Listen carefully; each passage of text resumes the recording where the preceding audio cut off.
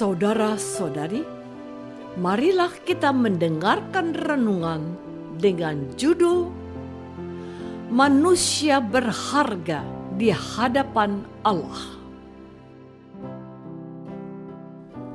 yang berdasarkan pada Injil Lukas bab 12 ayat 7. Yesus bersabda, "Jangan takut, karena kamu lebih berharga daripada banyak burung pipit." Dalam nama Bapa dan Putra dan Roh Kudus. Amin. Saudara-saudari terkasih dalam nama Tuhan Yesus Kristus. Pada suatu sore kami menerima hantaran berupa nasi dan lauk pauk. Tentu saja kami berterima kasih atas perhatian yang kami terima. Ternyata hantaran makanan tersebut merupakan wujud syukur sebuah keluarga muda di lingkungan kami karena anak bayinya berumur 8 hari atau 35 hari. Sungguh besar kebahagiaan keluarga itu atas hadirnya sang buah hati. Layaklah kebahagiaan itu dibagikan kepada siapapun yang mereka kenal. Bagi sebuah keluarga, kehadiran seorang anak bukan hanya melengkapi perkawinan mereka, tetapi bahkan memberkati keluarganya itu. Segala sesuatu yang dimiliki seorang bayi, tubuhnya, cara bicaranya, senyumnya, tangisnya, menjadikan waktu hidup menjadi lebih indah. Semua orang akan berebut menggendong, mencium pipi, dan mengajak bicara bayi itu. Kehadiran seorang bayi membuktikan bahwa hidup seorang manusia membahagiakan manusia lainnya. Saudara-saudari terkasih, keluarga Pak Tom pernah memanggul salib yang sangat berat. Putri bungsunya didiagnosa sakit lupus. Sakit itu tidak hanya ditanggung seminggu, 2 minggu, tapi sejak putrinya kelas 2 SMP hingga mahasiswa tingkat skripsi. Praktis, hampir 30 penyakit lupus itu menjadi bagian hidup putri Pak Tom. Berbagai upaya terus diupayakan bagi kesembuhannya. Berobat ke dokter spesialis di sebuah rumah sakit Katolik di Yogyakarta. Pijat ke seorang ahli pijat di Salatiga. Namun, lupus menyerang seluruh organ tubuh putri Pak Tom. Mulai dari sendi yang sakit, mata yang menjadi minus, ginjal yang bocor, paru-paru yang terendam cairan. Semua salib itu berujung pada kelumpuhan separuh badan yang ditanggung sang putri.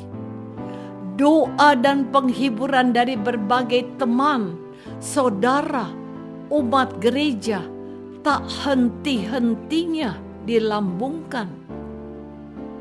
Salib itu akhirnya diambil Tuhan sendiri pada tahun 2004. Hitung-hitungan untung rugi duniawi tidak berlaku lagi. Berbondong-bondong orang hadir bagi putri Pak Tom dengan cara dan kemampuannya masing-masing. Apa yang terjadi dengan keluarga Pak Tom tersebut hendak menegaskan betapa hidup seorang manusia itu begitu berharga. semua hendak menyatakan satu hal, bahwa seorang manusia jauh lebih berharga dari apapun juga di dunia ini. Saudara-saudari terkasih, orang-orang Yahudi lebih takut kepada hukum Taurat yang dibuat nenek moyangnya. Hukum itu begitu mendetail menuliskan apa yang boleh dan apa yang tidak boleh dilakukan seorang Yahudi. Karena hal itulah Yesus hendak membuka mata iman orang Yahudi bahwa Allah lebih mengasihi setiap manusia daripada aturan hukum Yahudi. Pada waktu itu, Yesus mulai mengajar murid-muridnya. Sementara itu, beribu-ribu orang banyak telah berkerumun, sehingga mereka berdesak-desakan. Sabda Yesus, waspadalah terhadap ragi, yaitu kemunafikan orang Farisi. Tidak ada sesuatu pun yang tertutup yang tidak akan dibuka, dan tidak ada sesuatu pun yang tersembunyi yang tidak akan diketahui.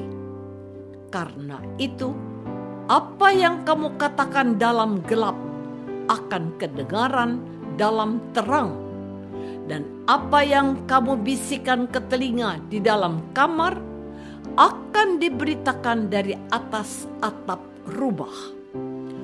Aku berkata kepadamu, hai sahabat-sahabatku, janganlah kamu takut terhadap mereka yang dapat membunuh tubuh dan kemudian tidak dapat berbuat apa-apa lagi. Aku akan menunjukkan kepada kamu siapakah yang harus kamu takuti. Takutilah Dia yang setelah membunuh mempunyai kuasa untuk melemparkan orang ke dalam neraka. Sesungguhnya aku berkata kepadamu, takutilah Dia. Bukankah burung pipit dijual 5 ekor 2 duit? Sungguh pun demikian, tidak seorang pun daripadanya yang dilupakan Allah. Bahkan rambut kepalamu pun terhitung semuanya. Karena itu, jangan takut, karena kamu lebih berharga daripada banyak burung pipit. Saudara-saudari terkasih, Yesus hendak mengabarkan kepada manusia bahwa Allah sungguh mencintai manusia ciptaannya daripada ciptaan-ciptaan lainnya. Setiap pribadi manusia diingat Allah. Demi cintanya kepada manusia, Allah mengorbankan putra tunggalnya hingga wafat di salib agar manusia selamat dari dosa-dosanya. Bisa dikatakan bahwa cinta Allah itu bersifat total. Barangkali Allah akan bersabda demikian. Aku sudah berikan semuanya untuk kamu, karena setiap pribadimu berharga bagiku. Namun, kini apa jawabanmu, wahai manusia? Cinta Allah kepada manusia tidak menuntut balas. Manusia tidak perlu melakukan suatu tindakan, karena tidak ada satu titik pun yang bisa menambah atau mengurangi kebesaran Allah. Yang perlu dilakukan manusia adalah mengetahui bahwa dirinya dicintai Allah. Caranya adalah dengan mengasihi sesama manusia, karena Allah mengasihi semua manusia. Jika kepada manusia lain kita tidak bisa mengasihi, bagaimana mungkin kita bisa mengasihi Allah? Apakah kita lebih taat kepada hukum daripada mengasihi sesama manusia? Marilah kita berdoa. Ya Tuhan, dengan menaati hukum-hukum-Mu, kami hendak menunjukkan kasih kami kepadamu. Semoga kami juga mengasihi sesama manusia daripada sekedar menjalankan hukum, karena manusia lebih berharga daripada hukum manapun juga. Engkaulah Tuhan kami, kini dan sepanjang masa. Amin. Semoga kita semua selalu dinaungi dan dibimbing oleh berkat Allah yang Maha Kuasa, Bapa dan Putra dan Roh Kudus. Amin.